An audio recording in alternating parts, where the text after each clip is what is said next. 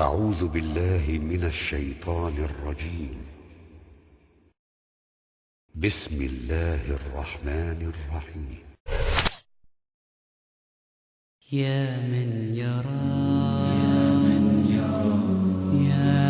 يرى مد البعوض جناحها في ظلمة الليل البهيم الأليل. Ассаляму алейкум ва рахматуллахи Мир вам, милость Аллаха и Его благословение. Во имя Аллаха и хвала Ему, благословение и мир посланнику Аллаха, его семье, женам и тем, кто последовал за ним до судного дня. А затем, я рад снова встретиться с вами, дорогие братья и сестры, в этой студии, в этой передаче, которая ведет нас к подчинению Аллаху, к Его защите и к Его помощи. Дорогие братья, я был очень рад звонкам и письмам, которые мы получили после прошлой нашей передачи. В той передаче, если вы помните, мы рассказали об одном происшествии, которое произошло у нас в Египте. Одну девушку украли 10 бандитов, насильно забрали ее из ее же собственного дома, а затем по очереди изнасиловали. Это отвратительный поступок. Эти преступники попались нашим правоохранительным органам, и суд приговорил их к смертной казни через повешение. Это справедливое решение суда. Они этого заслужили. После передачи мы получили множество писем с благодарностью. И из того, что тронуло мою душу и наполнило сердце радостью, что друзья тех, кого постигло это горе, тоже прислали письма благодарности за тот сюжет нам в редакцию. Учитывая это, мы договорились с братьями из руководства этого канала затрагивать каждую неделю одну или несколько проблем нашего общества, погрузиться в их изучение, выявить причину этой болезни, проникнуться в беды и проблемы, которые испытывает наше общество, попробовать понять их, а затем попытаться вместе найти исламское, целительное, полезное решение, если на то будет воля Аллаха. Поистине, я твердо убежден, что только в исламе заключается полное счастье для всего человечества. А как же иначе? Ведь Аллах в Коране говорит: «Скажи, повинуйтесь Аллаху и повинуйтесь посланнику. Если вы отвернетесь, то ведь Он отвечает за то, что возложено на Него, а вы отвечаете за то, что возложено на вас. Но если вы подчинитесь Ему, то последуете прямым путем. На посланника возложена только ясная передача откровения». Также Аллах говорит: «Кто сотворит добро, будучи верующим, будь то мужчина или женщина, мы даруем ему благодатную жизнь». Также пророк, да благословит его Аллах и приветствует, сказал: «Я для вас оставил то, благодаря чему вы никогда не собьетесь с истинного пути, если будете придерживаться этого. Книгу Аллаха и мою сунну». Итак, тема сегодняшней нашей передачи – ослушание родителей. Разговор сегодня пойдет об обязанностях перед родителями, и я бы хотел уделить особое внимание обязанностям перед матерями. Это очень важная и нужная тема. Мы живем в такое время, когда распространено ослушание родителей. Мы читаем в газетах удручающие новости. Кто-то побил свою мать, другой убил ее, третий выставил ее на улицу, еще что-то. Для начала мы посмотрим сюжет, а затем вернемся в студию к теме. Изучим ее посредством Корана и Сунны, узнаем, в чем заключается болезнь, а потом подберем для нее лечение. Аллах знает намерение, и Он направляет на правильный путь. Смотрим сюжет.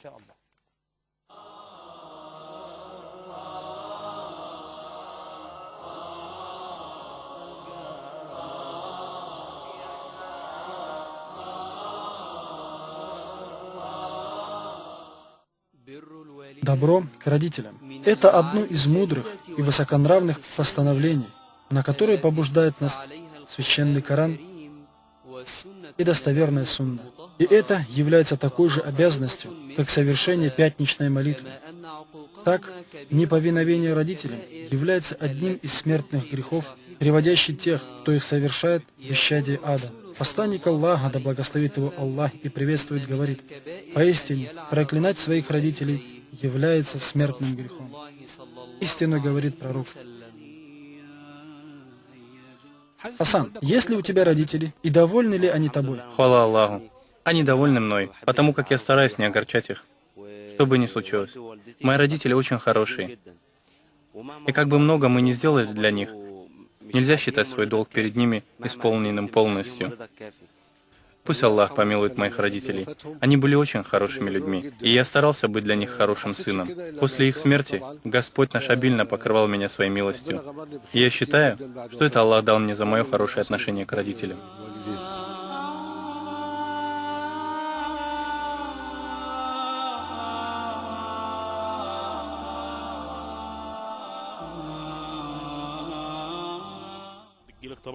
Что вы можете сказать о докторе Зайлате? Как знаю, он всегда готов помочь. Его двери открыты для тех, кто нуждается в нем. Будь это на его канале или в других его отделах. Он, будучи директором канала, приносит большую пользу. И как человек, который создал этот канал, уделяет большое внимание воспитанию. И ранее, когда он был руководителем научного городка, также уделял внимание воспитанию в детях хороших нравов. Это есть его методика и людей, которые вокруг него. Брат Салих Мухаммад Абдуль-Вахаб и другие братья, создавшие благотворительный фонд, и вообще все тех, кто с ним связан, могут описать его только с хорошей стороны. Наш фонд и наша деятельность имеет цель улучшения положения семьи в обществе, чтобы никто не чувствовал себя одиноким. И всем детям мы желаем, чтобы они были благодетельными к своим родителям. И пусть Аллах поможет им в хороших начинаниях и направит их на правильный путь. Иншаллах.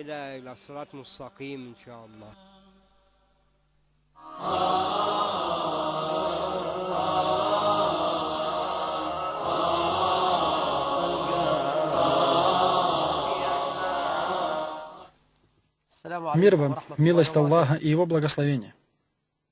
Благодетельность к родителям – это из наивысшего уровня веры перед Господом миров. Действительно, доброе отношение к родителям высоко ценится Аллахом и имеет почетное место перед Ним. Чтобы понять это, достаточно знать, что Всевышний Аллах обязанности перед родителями ставит сразу же после обязанностей перед собой. Великий Аллах много раз завещал беречь родителей. Также это завещал пророк, да благословит его Аллах и приветствует. Всевышний Аллах говорит: «Мы заповедовали человеку делать добро его родителям. Его мать носила его, испытывая изнеможение за изнеможением, и отняла его от груди в 2 года. Благодари меня и своих родителей, ибо ко мне предстоит прибытие». Мы заповедовали человеку делать добро его родителям. Всевышний Аллах, Владыка всех царей, Творец всего сущего, говорит каждому ребенку: «Я заповедую тебе делать добро твоим родителям, особенно твоей матери». Подчеркивает важность матери и разъясняет почему. Его мать носила его, испытывая изнеможение за изнеможением. То есть слабость за слабостью. Женщина из-за беременности испытывает слабость, вдобавок к тому, что ее природа и так слаба. Его мать носила его, испытывая изнеможение за изнеможением. Дорогие мужчины, я обращаюсь ко всем мужчинам. Вы представляете, что пришлось перенести вашим матерям во время беременности? Чтобы каждый смог это понять, я предлагаю привязать к своим животам 5-килограммовую сумку, забитую песком. Будете с ней спать, просыпаться, кушать, гулять с ней, ходить на работу. И так на протяжении 9 месяцев. Это очень сложно. Клянусь Аллахом. Мы, мужчины, не перенесем этого никогда. Однако Аллах привил женщине любовь к этому. Привил любовь к этому. Эта боль приятная для женщины. Мать может сидеть, собрав вокруг себя своих детей, как птичка сидит, собрав вокруг себя птенчиков. Кормит этого с руки, полоскает другого, третьему положит кусочек еды в рот, предварительно разжевав его. Ей еще надо накормить мужа. Потом ребенок внутри нее пнет ее своей ножкой, а она зажмурится от боли, потом выпрямится и улыбнется. Кроме матери, кто еще вынесет такое? Мы заповедовали человеку делать добро его родителям. Его мать носила его, испытывая изнеможение за изнеможением, и отняла его от груди в 2 года. Благодари меня в своих родителях, ибо ко мне прибытие. Также Аллах сказал: поклоняйтесь Аллаху и не приобщайте Ему сотоварищей. Делайте добро родителям. Также Всевышний сказал: мы заповедовали человеку делать добро его родителям. Матери тяжело носить его и рожать его, а беременность и кормление до отнятия его от груди продолжается 30 месяцев. Этот аят – доказательство на то, что минимальный срок беременности – 6 месяцев. Потому как Аллах сказал: и кормление до отнятия его от груди продолжается 30 месяцев. Хорошо. А если женщина хочет кормить грудью ребенка в полной мере, сколько времени она это делает? 2 полных года, если они хотят довести кормление грудью до конца. 2 года – это 24 месяца. Из 30 остается 6 месяцев. Поэтому этот аят является доказательством, что минимальный срок для законных родов – 6 месяцев. Всевышний сказал: мы заповедовали человеку делать добро его родителям. Матери тяжело носить его и рожать его, а беременность и кормление до отнятия его от груди продолжается 30 месяцев. Также великий Аллах сказал: твой Господь предписал вам не поклоняться никому, кроме Него, и делать добро родителям. Если один из родителей или оба достигнут старости, то не говори им «уф», не кричи на них и обращайся к ним почтительно. Преклоняя пред ними крыло смирения по милосердию своему и говори: Господи, помилуй их, ведь они растили меня ребенка. Если один из родителей или оба достигнут старости, то не говори им «уф». Абу Раджа Аль-Атариди сказал, толкуя слова: если один из родителей или оба достигнут старости, то не говори им «уф». «Уф» — не очень красивое слово, означающее недовольство.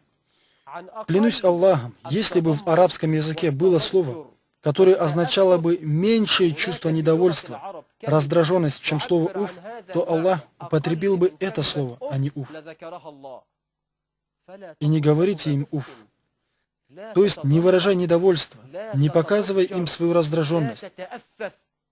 Если недовольство будет выражено даже таким незначительным словом, как «уф», это будет большим грехом.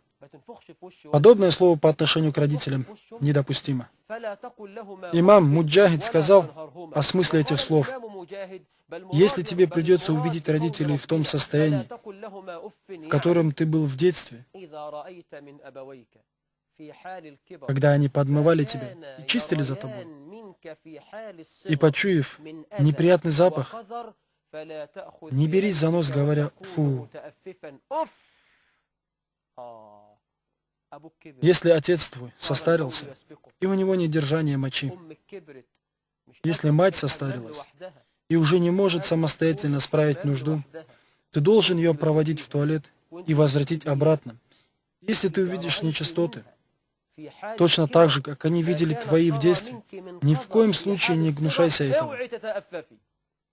И не говори им «уф», не кричи на них, и обращайся к ним почтительно. Не кричи на них, то есть не разговаривай с ними грубо, громко. Как сказано в Коране: так не обижай же сироту и не гони просящего подаяния. Никогда не показывай родителям, что ты испытываешь неудобства из-за них. Даже не произноси слова, из-за которых они бы могли так подумать. Какими бы незначительными эти слова не были. Такие как «И что мне теперь с вами делать? О Господи!» И обращайся к ним почтительно. Знаете ли вы, что значит обращаться почтительно? Передается от Ата, от Ибн Баддаха Туджайбия, который сказал: «Я спросил Саида ибн Мусайба, да будет доволен им Аллах, все, что в Коране есть из доброго отношения к родителям, я знаю, как это делать, кроме одного аята». Саид спросил: «Что это за аят?» «Это аят, и обращайся к ним почтительно». Как именно я должен к ним обращаться? Тогда Саид ответил мне, и то, что он мне сказал, меня сильно удивило. Почтительное обращение – это такое, какое использует отступившийся раб к своему строгому, грубому господину. То есть Саид ибн Мусайиб, да будет доволен им Аллах, говорит тебе, чтобы ты обращался к своему отцу, как будто ты его раб, а он твой господин. Чтобы ты обращался к своей матери, как будто ты ее слуга, а она твоя госпожа.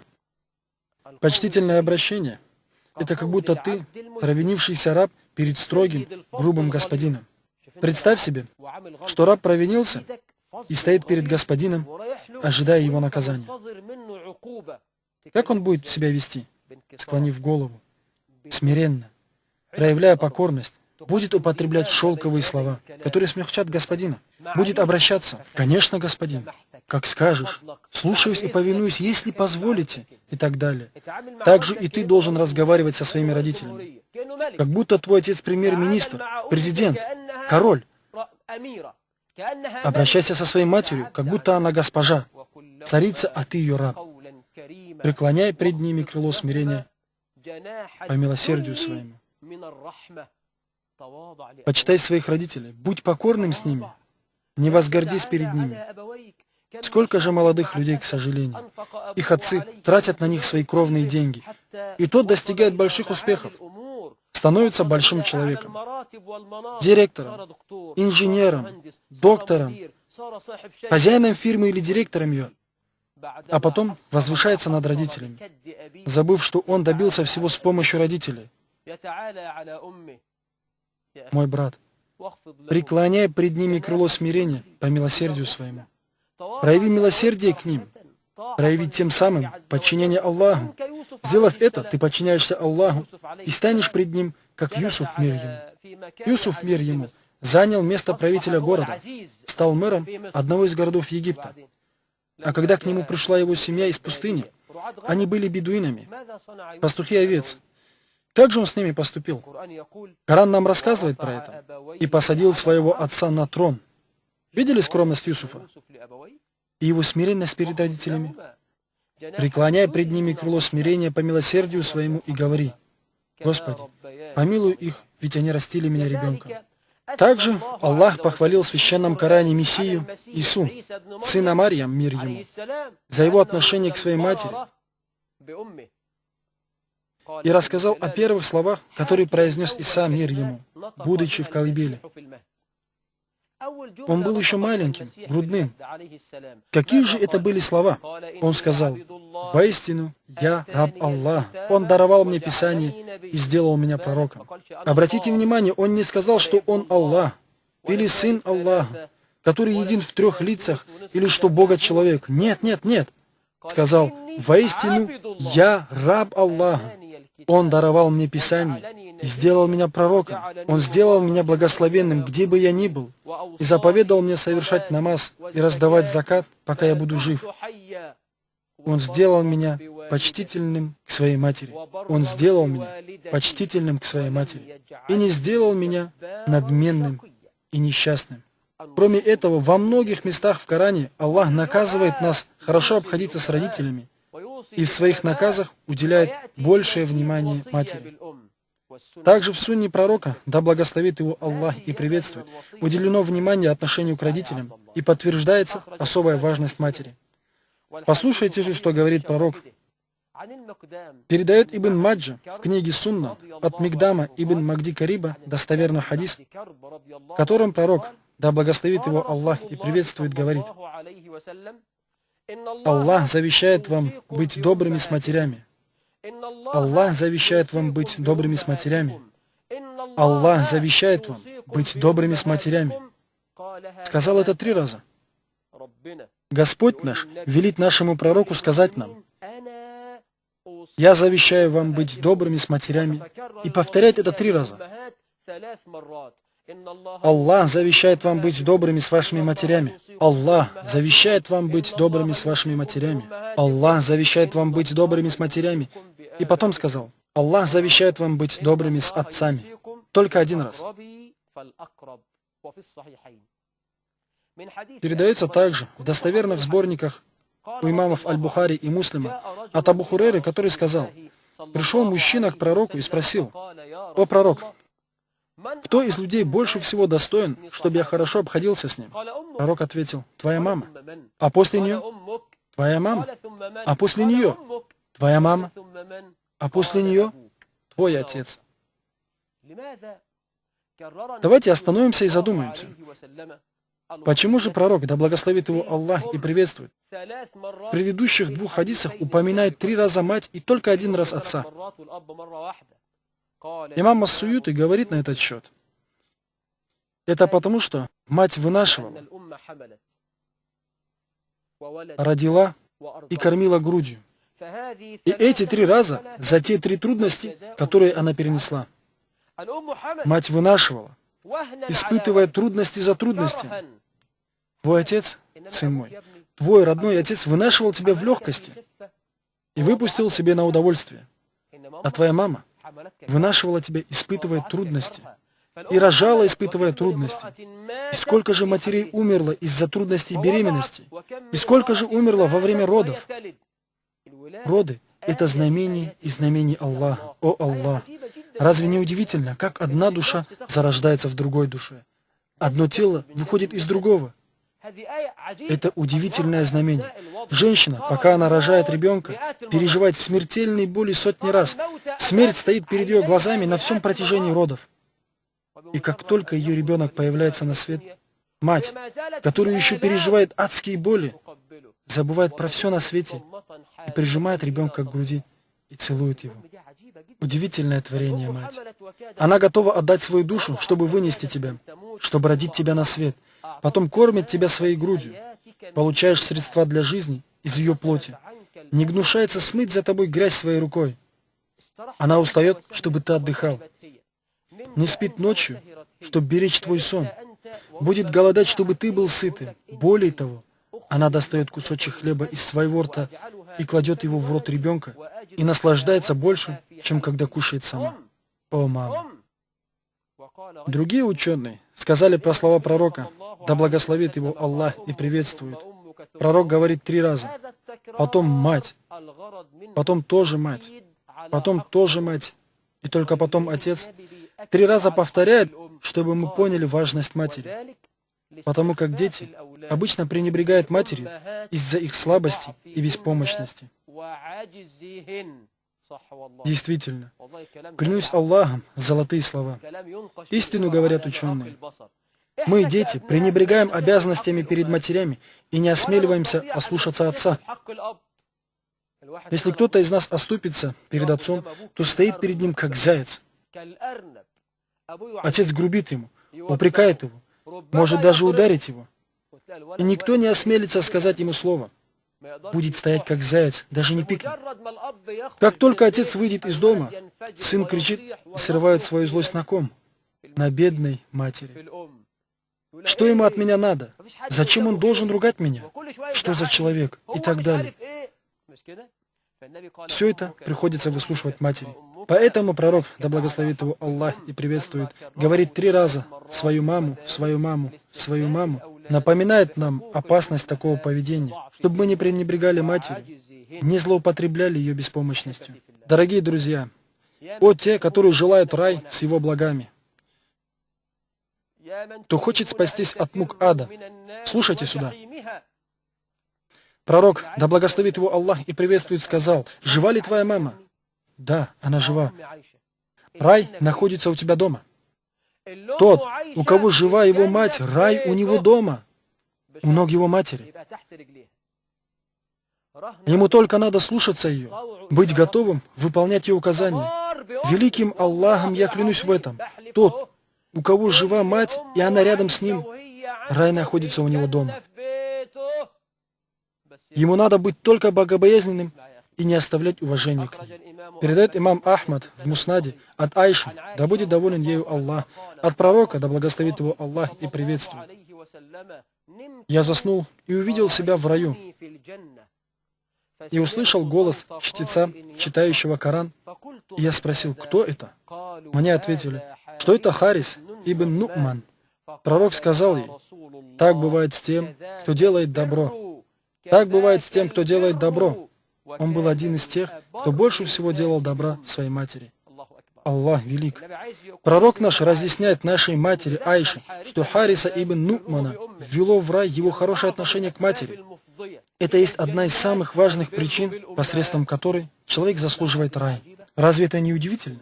Пророк, да благословит его Аллах и приветствует, нам объясняет, что делать добро матери лучше перед Аллахом, чем даже джихад на его пути. Аллах велик. Лучше, чем джихад. Лучше, чем джихад на его пути. Лучше, чем проливать свою кровь на пути Аллаха, отдавать свою душу. Сам пророк, да благословит его Аллах и приветствует, нас учит, что делать добро матери выше, чем джихад. Передают имамы Ахмад и Ан-Насаи от Муавии, сына Джахима Сулами, да будет доволен ими Аллах, что его отец Джахима пришел к пророку, да благословит его Аллах и приветствует, и сказал, «О, посланник Аллаха, я хочу выйти на джихад на пути Аллаха и пришел узнать твое мнение». Пророк его спросил, «У тебя же есть мать?» Похоже, что Джахима был единственным сыном. Джахима ответил, «Да, о посланник Аллаха, она жива. Так оставайся с ней. Поистине, рай находится у ее ног». Молодежь ислама. Молодежь ислама. Послушайте только, кем бы ни являлась ваша мать, будь она христианкой или иудейкой, будь она из поклонников идолам или атеисткой, какой бы ни была ее вера, рай находится у ее ног.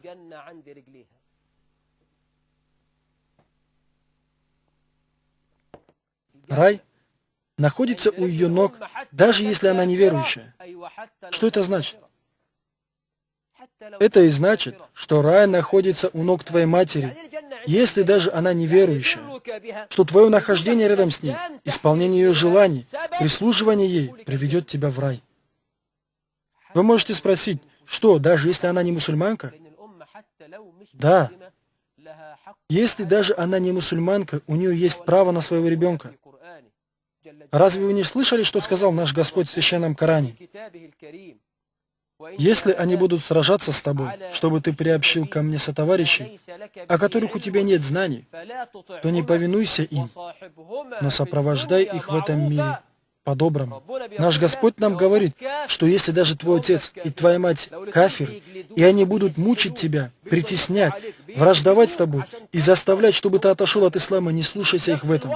И вместе с тем, но сопровождай их в этом мире с добром. Поистине Аллах велик. Как же прекрасна наша религия. Как же величественен ислам. Слушайте меня. У тебя много грехов? У нас у всех немало грехов. Мы столько всего натворили в этом мире. Мы впали в большие грехи. Мы не знали, что такое намаз до 30-40 лет. Мы прожили 40 лет жизни и не знали, как пройти к мечети. Мои грехи сравняются с горами. А ты бы хотел, чтобы Аллах снял с тебя твое бремя и простил тебе все грехи? Не хотелось бы, чтобы все твои плохие деяния были стерты? Мы все ответим, да, конечно, клянусь Аллахом, готов отдать свою душу. Живы ли твоя мама и папа? Они живы? Тогда целуй ноги и руки твоего отца. Поцелуй лоб своей матери, ее ноги. Прислуживай им. Оставайся добродетельным к ним, и Аллах снимет твое бремя. Простит твои грехи. Смоет все несчастья и повысит твой статус перед ним. Из самых больших причин прощения грехов – делать добро родителям, особенно матери. Послушай, что передает имам Аль-Бухари в книге Адаб Аль-Муфрад с достоверной цепочкой. Пришел человек к Ибн Аббасу, да будет доволен им Аллах, и сказал: Ибн Аббас: я посватался к девушке, и она отказала мне. Потом к ней посватался другой, и она дала ему согласие. Я от сильной ревности не выдержал и убил ее. Простит ли мне Аллах когда-нибудь мои грехи? Человек совершил убийство. Убийство. Ибн Аббас спрашивает его: твоя мать жива? Твоя мать живая? Тот ответил: нет. Тогда иди и покайся, и проси у Аллаха прощения, и старайся не пропускать ни одно доброе дело, которое ты в силах совершить. Когда тот человек ушел, у Ибн Аббаса спросили: а зачем ты узнавал о его матери? Ибн Аббас ответил: внимание, запомните это, возьмите его в рамки и держите перед своими глазами постоянно. Я не знаю ни одного деяния, которое было бы дороже Аллаху хорошего отношения к родителям. Я не знаю ни одного деяния, которое было бы дороже Аллаху хорошего отношения к родителям. Также в Адаб-уль-Муфраде передается, что кто-то спросил Ибн Умара про большие грехи, в которые он впал, что он сделал то-то и то-то из больших грехов: зина, убийство, забрал не по праву имущество сирот. Ибн Умар спросил его: живы ли твои родители? Живы ли твои родители? Тот ответил: только моя мама. Ибн Умар сказал ему: клянусь Аллахом, если ты будешь обращаться к ней ласково и будешь кормить ее, ты войдешь в рай, если не вернешься к тому, что делал. Аллах велик. Если твоя мама жива, говори с ней ласково, корми ее с руки. Разве не позорно, когда сын живет, не отказывая себе ни в чем, кушая все, что пожелает, в то время как его мать находится в нужде? Разве это не позорно? Сын живет в наслаждениях, в то время как его мать находится в нужде. Позор для тебя, если ты одеваешься прилично, одеваешь своих детей и жену в дорогие наряды, а твоя мама не находит, что одеть, одевается в лохмотье или носит старые, штопанные вещи. Позор тебе. Если бы ты разговаривал с ней и кормил ее, оставил бы большие грехи, ты бы вошел в рай. Аллах велик. Аллах завещал нам исполнять обязанности перед родителями и обратил особое внимание обязанностям перед матерями. И остерегает нас наша религия ослушаться родителей, особенно матерей. Передается в сборниках имамов Аль-Бухари и Муслима слова Мугиры, да будет доволен им Аллах, от пророка, да благословит его Аллах и приветствует, который говорил: запоминайте, Аллах запретил вам послушание родителей, отказы и просьбы, и заживо хоронить девочек, и не желает для вас, чтобы вы занимались пересудами, и задавали много вопросов, и просили много людей, и расточительство своего имущества. Мне повторить? Аллах запретил вам ослушание ваших матерей и отказы и просьбы. То есть, что значит отказы и просьбы? Это просить свое и не отдавать чужое. Это плохо. Мы знаем, что каждой вещи имеются свои права и обязанности. У мужа есть права, которые должна соблюдать жена, обязанности перед ней, которые должен выполнять он. У отца есть права, которые он должен выполнять. Есть обязанности перед сыном. Аллах запретил вам ослушание родителей, отказы и просьбы, и заживо хоронить девочек. Это убийство новорожденных девочек. Известно, что арабы до ислама так делали и не желают для вас. То есть тоже запрещено, чтобы вы занимались пересудами. Пересуды — это говорит о том, что не знаешь достоверно. Слухи, разные сплетни, пустая болтовня. И как сказал пророк: кто верит в Аллаха и в судный день, пускай говорит только хорошее или молчит. И не желает для вас, чтобы вы занимались пересудами и задавали много вопросов и просили много людей. Вопросы о бесполезных вещах или просить людей без необходимости.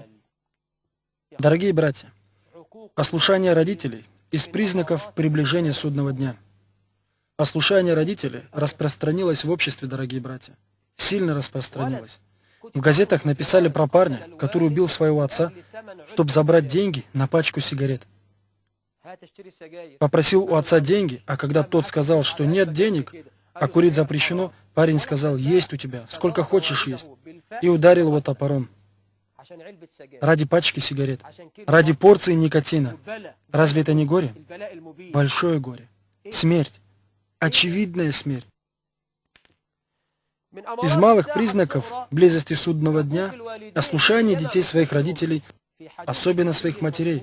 В известном, достоверном хадисе от Джибриля он спросил пророка: «Когда судный час?» Пророк ответил: «Тот, кого ты спрашиваешь, знает об этом не больше тебя». Джибриль спросил: «А какие же признаки его приближения?» «Женщина родит свою госпожу, и ты увидишь, что босоногие, которым нечего было одеть, бедные, пастухи овец, строят высокие дома». Клянусь Аллахом, мы видим, что это случилось. Насчет слов «женщина родит свою госпожу» есть разные толкования. Из них, что дети будут обращаться с матерями, как будто она их прислуга. Сын будет обращаться с матерью, как будто она его служанка. И это случается. Сын говорит матери: «Где моя рубашка? Почему ты ее не постирала? Ты еще не зашила пуговицу? Чем же ты занималась? Разве не говорил тебе, что я спешу?» Так обращаются со служанкой. Это наше общество. Помни, твоя мама, твоя госпожа и твой венец, твой отец, твой господин и твой венец. Они причина того, что ты вообще существуешь на этом свете. И Аллах говорит: разве за добро не добром благодарят? Непослушание родителей есть причина наступления бедствий, болезней и нужды. Люди жалуются: «Не знаю, что со мной, постоянно какие-то заботы, материальное положение скудное. А ты посмотри на себя, может, ты не послушен родителям, может, другие грехи». Распространилось нечестие на суше и на воде из-за того, что люди натворили. Послушай этот хадис. Передает имам ат-Тирмизи в книге Сунна. Пророк, да благословит его Аллах и приветствует, сказал: «Когда люди из моей уммы станут совершать 15 поступков, их постигнут бедствия». И упомянул среди них, когда мужчина станет подчиняться своей жене и ослушаться маму. И это случилось. Если у кого-то женушка решила пококетничать, станет капризничать и скажет, что у нее болит голова, ее муж бежит с ней к врачу. А у его мамы может быть давление, сахарный диабет, у нее больные почки, печень, весь перечень болезней. А ему жалко для нее лекарства купить. Накормить ее. Когда муж станет подчиняться своей жене и ослушаться свою маму. О мой сын! О тот, который балует жену за счет матери. О мой сын! О тот, который лишает свою мать и дает жене. Если ты балуешь свою жену и несправедлив к матери, то эта самая жена при таком поведении приведет тебя прямиком в ад. Разве ты никогда не читал в Коране слова Аллаха? «Воистину, среди ваших жен и ваших детей есть враги вам. Остерегайтесь их. Вы их любите, а любовь ослепляет и затмевает разум. И он будет себя вести так. Это может привести в огонь. Не забывай, что рай находится у ног твоей матери, а не жены. И не думай, что я велю тебе быть несправедливым к жене. Нет. Но побойся Аллаха в твоей матери. Мать достойнее и прежде всего. У нас звонок. Ассаламу алейкум. Валейкум салам ва рахматуллахи ва баракатуху. Звонок из Египта. Пожалуйста. Спасибо. Я бы хотела спросить у вас. У моего мужа начинается поездка, и он хочет забрать меня с собой. Но моя мать привязана ко мне. Я у нее единственная дочь, и она взрослая женщина. Я боюсь того, что она может заболеть или ослабеть. Если я не поеду с ним, запрещает ли это ислам? А он настаивает на том, чтобы ты ехала с ним? Да. У тебя есть сестра? Нет, кроме меня у нее нет детей. А у мамы есть родные? Да, у меня есть тетя и дядя. То есть они могут присмотреть за твоей матерью? Да, но они живут отдельно и не очень дружат. А твоя мама нуждается, чтобы ухаживали за ней? Ну, или она здорова? Нет, сейчас она здорова. Только я боюсь, если я поеду с мужем, то она затаит обиду и будет мною недовольна. А потом, не дай Аллах, если что-то случится непредвиденное, то я буду переживать, что она осталась злая на меня. Поездка мужа на длительное время? Да. По правде, в этом случае подчиняться своему мужу более важнее, чем подчиняться матери. Мужа надо слушаться, пока он не велит запретное. А жена идет за мужем, куда бы он ни пошел. Но попытайся поговорить с ним мягко. Может, вы ее заберете с собой, может, получится навестить ее. Поговорите с ним спокойно, постарайтесь найти компромисс. Но если муж будет настаивать на своем, надо будет его послушаться. Да воздаст вам Аллах добро. Можно ли попросить у вас ваш номер телефона, если вдруг нужна будет ваша консультация? И вам Аллах воздаст добром. Телефон узнаете у оператора, он вам скажет. У нас еще один звонок. И опять из Египта. Ассаламу алейкум. Ассаламу алейкум. Ассаламу алейкум. Валейкум ассалам ва рахматуллахи ва баракату. Разрешите, шейх Мусад? Ради Аллаха, шейх. Да, пожалуйста. У меня очень серьезный вопрос. Говорите, пожалуйста. У одной женщины умерла тетя. Детей у нее нет. И вот через некоторое время эта женщина взяла из ее наследства деньги, золото, и купила на них землю. Потом все-таки выяснилось, что у покойной остались наследники.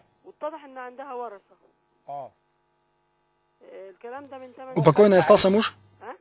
У покойной остался муж? Нет, ее муж давно умер. Хорошо, а родители у покойной остались? Нет, у нее нет никого. И сестер нет? И сестер не... не, сестра есть. Так ее сестры же являются законными наследниками, сестра моя. Эта женщина должна вернуть все наследство покойной обратно. А потом оно делится между наследниками по шариату. Вместе с землей? Полностью. Значит, полностью, да? Ну ладно. Да благословит вас Аллах. Дорогие братья, ислам придает большое значение обязанностям перед родителями. Мои братья, отец, его значение в исламе большое. Перед мамой большие обязанности, и их не исполнять опасно. Послушайте хадис. Клянусь Аллахом, один из самых удивительных хадисов, который я прочитал. Кто-то может заявить, что выполнил весь долг перед матерью. Я ее обеспечивал, забрал ее в хадж. И все, что на мне лежит, я исполнил. Но это неправда. Никто из нас не выполнит полностью долг перед матерью и отцом. Только в одном случае можно выполнить долг перед родителями, и это в наше время невозможно. Знаете, что это? Пророк, да благословит его Аллах и приветствует, говорит: не исполнит никто долг перед своими родителями, кроме человека, у которого родители находятся в рабстве, и он выкупит их и дарует им свободу. Понял, как ты можешь исполнить свой долг перед родителями? Если бы ты нашел родителей в рабстве, выкупил их и даровал им свободу, но твои родители не в рабстве. Они родились свободными, и их родители были свободны.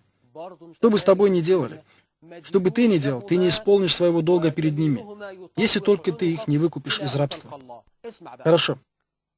Сейчас у нас звонок, а после я расскажу вам удивительную вещь. Ассаламу алейкум. Да воздаст вам Аллах добром, о брат Мусад. Сестра Умайя, дай Бог вам долгую жизнь. Брат Мусад, я хочу попросить вас о том, чтобы вы рассказали про воздаяние за хорошее обращение с матерью. Слушаюсь.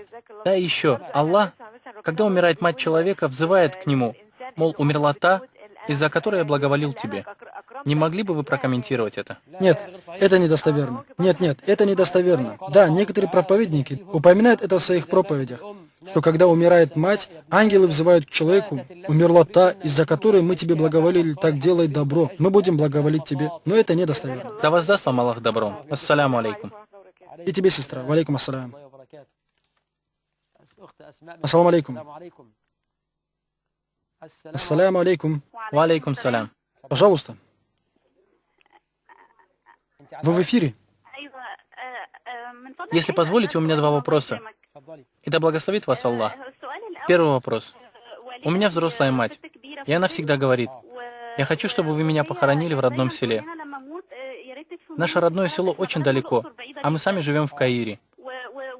И наши родственники, они все похоронены тут, в Каире. Так как нам поступить? Исполнить желание матери? Уговорите ее, чтобы она была похоронена тут. Если будет настаивать, то это завещание становится обязательным, потому что оно не противоречит религии. И Аллах знает лучше. Хорошо. Тогда второй вопрос. Да благословит вас Аллах. Точнее, у нас к вам просьба. Пожалуйста. Мы 7 детей дома, братьев и сестер. И у нас проблемы с женитьбой. Это, конечно, испытание Аллаха. Вы бы не могли попросить для нас Аллаха, чтобы Он облегчил нам наши дела? Да воздаст вам Аллах благом. Хорошо. Прошу Аллаха. Да воздаст вам Аллах благом. Прошу Аллаха, чтобы Он облегчил вам замужество и вашим братьям хороших, добродетельных девушек. Аминь. Есть еще звонки?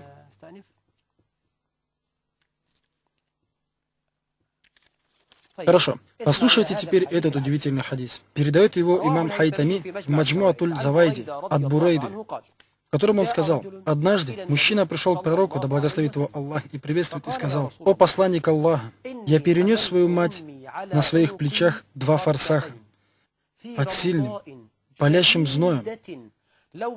Если бы выкинул кусок мяса на песок, он бы зажарился. Теперь я отблагодарил ее сполна». Пророк сказал: Быть может, это послужит благодарностью за одну схватку, которую она перенесла. Слышишь ли ты, о раб Аллаха? Человек, который перенес свою мать на своих плечах больше 5 километров под знойным солнцем, песок, который был под ногами, был как раскаленные угли, и спрашивает: отблагодарил ли я ее сполна? Пророк ему отвечает, что может быть, заметь, это не точно, а может быть, что ты сделал то, что сравняется с одной схваткой. Аллах велик. Я разве не сказал тебе, что обязанность перед матерью огромна, что ее статус очень велик? Послушай еще хадис пророка. Передает имам Аль-Бухари в Адаб аль-Муфраде от Саида ибн Абу Бурды: «Я слышал, как мой отец рассказывал, что он видел ибн Умара и йеменца, который делал таваф вокруг Каабы и нес на себе свою маму, и говорит: я для нее как покорный верблюд. Если даже верблюд сбежит, я не сбегу. Я ее ношу больше, чем она носила меня. Неужели я не воздал ей сполна, о ибн Умар?» Аллах велик. Человек посадил мать на свои плечи и делает таваф вокруг Каабы, в этой толкучке, на жаре, и он радостный, что ему перепало так ее нести, и подпевает: я для нее как покорный верблюд. Даже если сбежит ее верблюд, я не сбегу. Я ее ношу больше, чем она носила меня. Неужели я не воздал ей сполна, о ибн Умар? Нет, даже размер одной схватки. То есть все это не сравнится с одной схваткой из ее беременности. Вот она, мама, о господа. У нас еще звонок. Ассаламу алейкум. Мухаммад из Саудии. Да продлит Аллах твои дни. Ассаляму алейкум. Алейкум ассалям рахматуллах. С вами говорит брат Мухаммад из Саудии. Да продлит Аллах твои дни. Моя мать сейчас в Йемене. Что? Алло. Да, я слушаю, Мухаммад. Я говорю, что моя мама сейчас в Йемене. Она отказывается переезжать в Саудию. Я могу оставить ее там, и я буду обеспечивать ее, отправлять ей деньги и то, в чем она будет нуждаться. Ты говоришь, что твоя мама в Йемене, а ты в Саудии? Да, но у нее там дочь, и ее ребенок хочет оставаться с ними. И она отказывается переехать в Саудию. Я отправляю деньги ежемесячно. Хорошо, я отвечу тебе, иншаллах. Да благословит тебя Аллах, Мухаммад, и поможет тебе делать добро матери. Ну, Аллах говорит: Аллах не обременяет человека тем, что ему не под силу. И знающие люди нас учили, что если даже не можешь сделать все, бросать все это тоже нельзя. Побойся Аллаха в своей матери, насколько можешь. Созванивайся по телефону ежедневно или время от времени. Высылай ей денег и то, в чем она будет нуждаться. Да увеличит Аллах твое желание делать добро твоей матери. Есть еще звонки? Хорошо, мы продолжим. Мать, если она станет лучше, улучшится все на свете. Мать, если она лучше, улучшится весь мир. Ах, если бы у нас были матери, как Умму Сулейм. Клянусь Аллахом, изменилось бы лицо этого мира. Умму Сулейм. Умму Сулейм. Ах, если бы матеря стали лучше, клянусь Аллахом, весь мир изменился бы, и дома наши превратились бы в логовище, в котором вырастают львы для нашей уммы, а не в высиживании птенцов, откуда будут вылупляться только куры, и нет силы и мощи, кроме как у Аллаха. Как давно было сказано поэтам: мать — это школа. Школа. Если ты ее подготовишь целый народ с хорошими корнями. Также говорили наши предки: за каждым великим человеком мать. Имам Аш-Шафи, Аль-Бухари, Ахмад ибн Хамбаль, Суфьян ас-Саури и Зубайр ибн Аввам. Кто вырастил их такими? Они все выросли сиротами. Их воспитывали праведные матеря, которые сделали из них великих имамов. Умму Сулейм. Вы знаете, что делала Умму Сулейм со своим сыном Анасом ибн Маликом? Наш господин Анас ибн Малик, когда ему было год или два, его мама Умму Сулейм учила его единобожию, говорила, убаюкивая и покачивая: нет божества, кроме Аллаха, нет божества, кроме Аллаха. И первые слова, которые произнес наш господин Анас ибн Малик: нет Бога, кроме Аллаха. Она не говорила ему: скажи, мама, скажи, папа. Она говорила: ля иляха илляллах. Дорогие мамы, когда вы будете кормить грудью своих детей, вместе с молоком прививайте детям: Аллах сказал, посланник Аллаха сказал. Матеря очень важна у раба Аллаха. Мы говорили о хорошем отношении к родителям и особо хотим подчеркнуть права матери. Потому что Аллах завещал нам нашими родителями, и ослушание родителей из самых больших грехов после предания Аллаху сотоварища. Потому что по причине хорошего отношения к родителям можно войти в рай, и хорошее отношение к ним больше даже, чем джихад на пути Аллаха. Хорошее отношение из деяний, посредством которых прощаются грехи и принимаются мольбы. Увайс ибн Амир аль-Карани, хадис, который передал Муслим, в котором пророк, да благословит его Аллах и приветствует, говорит: лучший из последователей, человек, которого зовут Увайс ибн Амир, у него есть мать, и он к ней хорошо относится. Если бы он поклялся Аллахом, Аллах бы выполнил это. У него была проказа, от которой он вылечился. Когда вы его увидите, скажите ему, чтобы он попросил для вас прощения грехов у Аллаха. И каждый год халиф Умар встречал делегации из Йемена и спрашивал у них: есть ли среди вас Увайс? Знаете ли вы Увайс аль-Карани? Пока не попал на него. Спросил его: ты Увайс ибн Амир? Тот ответил: он самый. И у тебя была проказа, которая прошла, осталась только размером с дирхам? Да. У тебя есть мать, к которой ты относишься хорошо? Да. Умар сказал: пророк сказал, лучший из табиинов, человек, которого зовут Увайс ибн Амир, у него есть мать, к которой он относится хорошо. Если бы он поклялся Аллахом, Аллах бы исполнил то, из-за чего он поклялся. О Аллах! Какова же была радость господина Увайса, когда он услышал радостную весть пророка, которую передал Умар, тогда как Увайс не видел никогда пророка. Но за то, что он поступал хорошо с матерью, Аллах поднял его до такой степени, что пророк приказал сподвижникам попросить его, когда они увидят его, помолиться за них Аллаху о прощении грехов. И во главе этих сподвижников был кто? Сам Умар ибн аль-Хаттаб, второй халиф, тот, кому был обещан рай. Что подняло уровень Увайса? Хорошее отношение к матери. Дуа будет принято по причине хорошего отношения к матери, и трудности будут рассеяны по причине добра к отцу и матери. Разве вы забыли хадис о 3, которые вошли в пещеру? Среди них был пастух, который каждый вечер приносил кружку молока и поил отца и мать до того, как выпьет его семья, а затем и он. И в одну из ночей он нашел отца и мать уснувшими, не выпив молока, и остался стоять, держа кружку в руках, с ночи до самого утра.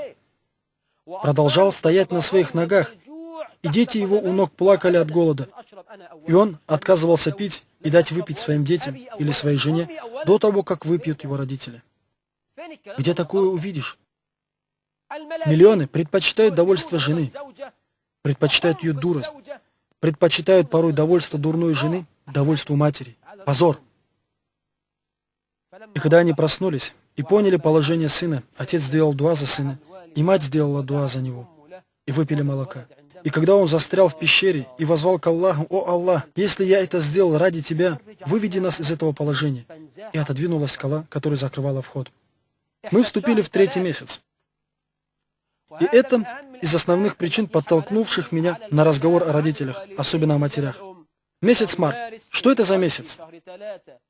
Это тот месяц, в котором придумал известный неуважением к родителям Запад то, что называется День матери. На Западе не признают права матерей.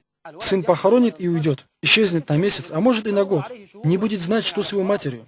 Отрицает права матери. Вместо этого сделали один день для матери, для женщины. Давай мы в этот день будем делать им добро. Поэтому ты видишь, почти в каждом европейском или американском доме держат собаку, а иногда и несколько. Отец и мать воспитывают тебя, не зная ни дня, ни ночи, не только по праздникам. А мы читаем в газетах: американский миллионер завещал свое наследство собаке. Британский миллионер завещал все, что у него есть, кошки, как будто он намеренно мстит своей семье. У нас такие вещи недопустимы. Нам вменяется в обязанность делать добро отцам и матерям, пока мы дышим. У каждого государства мы видим национальный праздник. И у каждой области праздник. Каждое министерство тоже празднует свой праздник. И каждый человек, у него личные праздники, свадебные юбилеи, дни рождения. Даже есть праздник любви, праздник навозных жуков, еще праздник. Праздники – это религия, люди. В нашей религии только 2 праздника – Идаль-Фитр и Идаль-Ахда. И пятницу можно считать из условных праздников, и все. Остальное все от лукавого. Эти праздники создают только проблемы. Приходит месяц март, и мать говорит сыну: на дворе март, раскачай свой кошелек, дорогой сыночек. А что, имею же право? Имею. праздник матери. И попробуй только отделаться в этом году от меня тем, чем ты отделался в прошлом году. В этом году я не приму меньше, чем золотое кольцо. Золото? Так оно же стоит 150-200 джунайгатов. Да. Столько тебе нужно. А что, твоя тетя лучше, чем я? Посмотри, что ей подарили. Что, твоя сестра лучше меня? Ты видел, что ей подарили? Ну хорошо. Сестре нужен подарок. Тетям нужны подарки. И теще. Если ты не принесешь подарок, не пустят тебя к себе в дом. А если у тебя будут дети? 3-4 ребенка. Все они будут стоять перед тобой с протянутой рукой. Нужны по 30 джунайгатов. А зачем? Надо же купить подарок учительнице. Женский праздник. А потом, если твоя теща умерла уже, приходишь домой 21 марта, найдешь свою жену, одетой в черную одежду, раскрасила глаза тушью, а потом размазала его слезами по лицу. Что случилось? Ах, я вспомнила мать в этот женский день. Пусть Аллах благословит ее. Женский праздник прошел, а его беды еще продолжаются. И хочется закричать: ах, теща, живой или мертвый, не оставляешь меня. У нас всего этого нет. Нет всего, что мы упомянули. Нам приказано делать добро своим матерям столько же, сколько ты совершаешь вдохов и выдохов. Вопрос. До каких пор сын должен хорошо обходиться с родителями? Пока они не умерли? Нет. Это неправильный ответ. Хорошие отношения остаются и после их смерти. То есть, если даже твой отец умер, ты должен относиться к нему хорошо. Если даже мать умерла, относись к ней хорошо. Хорошее отношение к ним в этом случае – это дуа за них. Это давать милостыню за них, совершать хадж, умра, возвращать их долги, если остались, выполнить их обеты, если такие были, хорошее отношение к их родственникам, и можно продолжать долго. Вот несколько примеров того, как некоторые совершали добро родителям. Вы слышали про Зайнуль Абидина? Он, когда кушал со своей матерью одну и ту же еду, ставил в разные тарелки для себя и своей матери. Его спросили про это. Зачем, мол, ты делишь еду для матери и для себя? Он ответил: я боюсь, что протяну свою руку к кусочку мяса, который хотела взять моя мама, и тем самым попаду в число непослушных своим родителям. О Аллах! Аллах велик! Аллах велик! Мухаммад ибн Мункадир рассказывает: мой брат Умар молился ночью, а я в это время протирал ноги матери. Нога его матери стала грубой, и он ее массажировал. Я бы не променял свою ночь на его ночь. То есть, кто получает большее воздаяние? Тот, кто провел ночь в молитвах, или тот, кто провел ее в прислуживании матери? Клянусь Аллахом, тот, кто ухаживал за своей матерью всю ночь, намного лучше того, кто молился всю ночь. Потому что ночная молитва – желательное действие, а хорошее отношение к родителям – обязательное.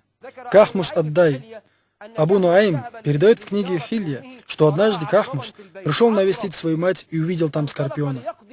Он захотел его поймать, но скорпион залез в дырку. Он, не раздумывая, сунул туда руку и схватил его. Скорпион начал жалить его.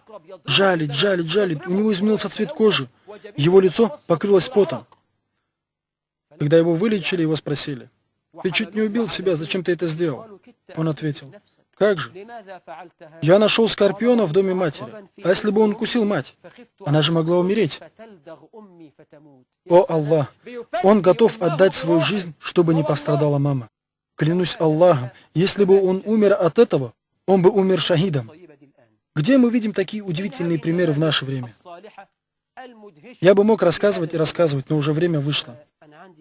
Надеемся, что мы еще раз вернемся к этой теме, если на то будет воля Аллаха. И я прошу великого Аллаха, чтобы Он нас сделал из числа тех, кто хорошо обходится со своими матерями и со своими отцами, и чтобы мы оставались добродетельными к ним, пока мы дышим.